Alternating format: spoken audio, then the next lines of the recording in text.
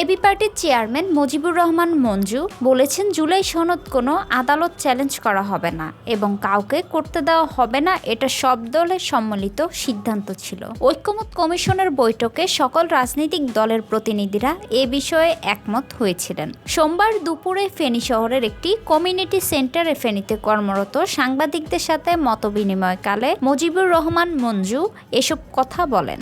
সংবিধানের কোন অনুচ্ছেদের বলে, কোন আইনের বলে খালেদা জিয়াকে জেল দেওয়া হয়েছে, তারেক রহমানকে দেশান্তরিত করা হয়েছে। যেহেতু সংসদে অংশগ্রহণ করেন নাই, আজকে আপনাদের পদক্ষেপ গণঅভ্যুত্থানের বিপক্ষে যাচ্ছে। এই যে বিপক্ষে আপনারা ভূমিকা নিচ্ছেন, জাতি এটা স্মরণে রাখবে এবং এইটার কনসিকুয়েন্স রাজনৈতিকভাবে আপনাদেরকে ভোগ করতে হবে।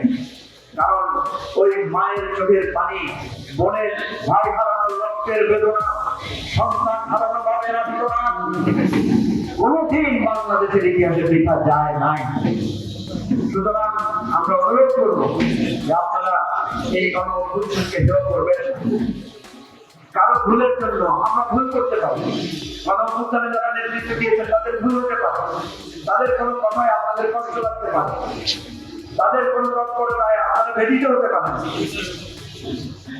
এ সময় এবি পার্টির কেন্দ্রীয় সহসাংগঠনিক সম্পাদক শাহ আলম বাদল, ফেনী জেলা আহ্বায়ক মাস্টার আহসানুল্লাহ, সদস্য সচিব অধ্যাপক ফজলুল হক, কোষাধ্যক্ষ শাহ আলম শাহিন সুলতানি, সদস্য নজরুল ইসলাম সবুজ, পৌর আহ্বায়ক আবুল কালাম আজাদ সেলিম, যুব পার্টির আহ্বায়ক শফিউল্লাহ পারভেজ, সমাজ কল্যাণ সম্পাদক এবি সিদ্দিক, মহিলা বিষয়ক সম্পাদক জাহানারা আক্তার মনি প্রমুখ উপস্থিত ছিলেন।